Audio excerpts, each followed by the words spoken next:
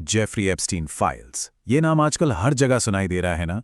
हजारों पन्ने, बड़े बड़े नाम और उससे भी कहीं ज्यादा सवाल। तो आखिर इन दस्तावेजों का सच क्या है? चलिए इस पूरे मामले को एकदम साफ और सीधे तरीके से समझने की कोशिश करते हैं। तो आज हम क्या क्या देखने वाले हैं? देखिए, सबसे पहले तो ये जानेंगे कि ये फाइल्स असल में कितनी बड़ी हैं। फिर देखेंगे कि भाई इनमें किन मशहूर लोगों के नाम सामने आए हैं। इसके बाद, और ये बहुत जरूरी है, उस सवाल पर आएंगे कि क्या नाम आने का मतलब ही दोषी होना है। फिर इस रिलीज पर जो इतना बवाल मचा हुआ है उसे समझेंगे, और आखिर में बात करेंगे कि अब आगे क्या हो सकता है। तो चलिए शुरू करते हैं। और सबसे पहले ना इस कहानी के पैमाने को समझते हैं, मतलब इसका स्केल कितना बड़ा है, क्योंकि यह समझना बहुत जरूरी है। तो सबसे बड़ा सवाल जो सबके मन में है कि इन हजारों पन्नों की फाइलों के अंदर आखिर है क्या। तो ये जो आंकड़ा है ना, ये सच में दिमाग घुमा देने वाला है। अमेरिकी न्याय विभाग ने लगभग 30 लाख पन्ने जारी किए हैं। और रुकिए, सिर्फ पन्ने ही नहीं, इसके साथ साथ 1,80,000 तस्वीरें और 2,000 वीडियो भी हैं। मतलब ये वाकई एक बहुत बहुत बड़ा डेटा डंप है। तो जब हम कहते हैं एप्स्टीन फाइल्स, तो इसका मतलब क्या है? देखिए, ये कोई एक किताब या रिपोर्ट नहीं है। ये एक बहुत बड़ा कलेक्शन है जिसमें ईमेल्स हैं, कोर्ट के दस्तावेज हैं, पीड़ितों के बहुत ही दर्दनाक बयान हैं, तस्वीरें हैं, वीडियोज़ हैं। ये सब कुछ सालों से चल रही जेफरी एप्स्टीन से जुड़ी जांच का हिस्सा है। अच्छा, अब आते हैं उस हिस्से पर जिसने सबसे ज्यादा सुर्खियां बटोरी हैं। जी हां, वो बड़े बड़े नाम जो इन फाइलों से निकलकर सामने आए हैं।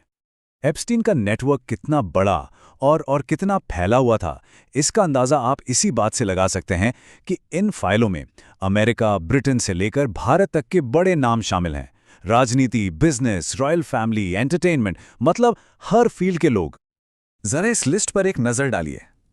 एक तरफ अमेरिका के पूर्व राष्ट्रपति बिल क्लिंटन की तस्वीरें हैं, तो वहीं डोनाल्ड ट्रंप का नाम सैकड़ों बार आया है। ब्रिटेन के प्रिंस एंड्रयू का जिक्र भी बैठकों और तस्वीरों के कॉन्टेक्स्ट में है। और बात सिर्फ राजनीति तक ही नहीं रुकती। Pop star Michael Jackson, wellness गुरु दीपक चोपड़ा और भारत के बिजनेसमैन अनिल अंबानी का नाम भी ईमेल्स और मुलाकातों के सिलसिले में सामने आया है। लेकिन यहां जो सबसे जरूरी बात है वो है संदर्भ। मतलब हर किसी का नाम एक ही वजह से नहीं आया है। और यही जो संदर्भ वाली बात है, ये हमें इस कहानी के सबसे जरूरी पॉइंट पर ले आती है कि किसी का नाम फाइलों में होने का मतलब ये बिल्कुल नहीं है कि वो अपराधी है। इस फर्क को समझना बेहद बेहद जरूरी है। देखिए, लीगल एक्सपर्ट्स और खुद ये दस्तावेज भी एक बात पर बार बार जोर देते हैं, और इस बात को ध्यान से समझना होगा। इसको ऐसे समझिए, यहां दो तरह के जिक्र हैं।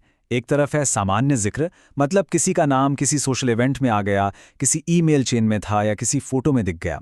और दूसरी तरफ है सीधा आरोप, जहां किसी पीड़ित ने अपनी गवाही में सीधे सीधे नाम लिया हो या किसी पर ट्रैफिकिंग का सीधा आरोप लगा हो। और इन दोनों में जमीन आसमान का फर्क है।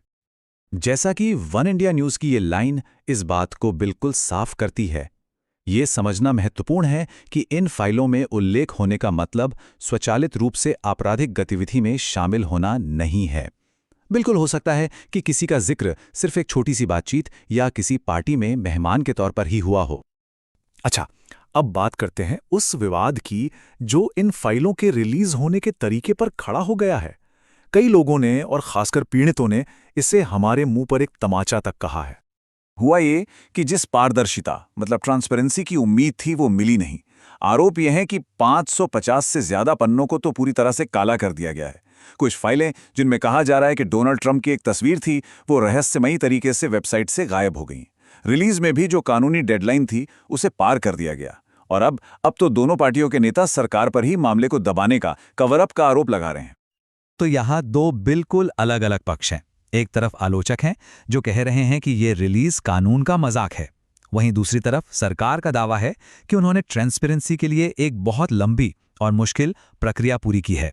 सच शायद इन दोनों के बीच कहीं फंसा हुआ है।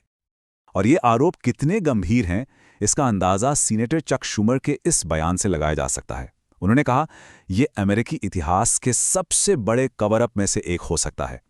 ये वाकई बहुत बड़ा इल्जाम है। तो इन सब खुलासों, आरोपों और विवादों के बाद सवाल ये उठता है कि अब आगे क्या होगा? इस कहानी का अंत कहां है? इस रिलीज पर जो प्रतिक्रिया आई है वो इस चार्ट में काफी साफ दिखती है। देखिए, सर्वाइवर्स जिन्हें सबसे ज्यादा उम्मीदें थीं, उनमें 90% तक निराशा है।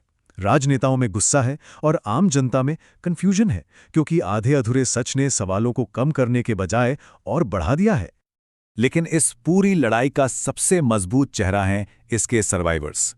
सुपर बोल के दौरान उनका एक विज्ञापन आया था और उसका ये संदेश सीधा दिल पर लगता है। सालों तक अलग रखे जाने के बाद हम एक साथ खड़े हैं, क्योंकि इस लड़की को सच जानने का हक है। न्याय के लिए उनकी ये लड़ाई आज भी जारी है। और यहीं पर हम एक बहुत बड़े सवाल के साथ रुकते हैं। जब लाखों पन्ने अभी भी छिपे हुए हैं या उन पर काली स्याही पोत दी गई है, तो क्या इस मामले में कभी पूरी सच्चाई सामने आ भी पाएगी? ये एक ऐसा सवाल है जिसका जवाब शायद आने वाला वक्त ही देगा।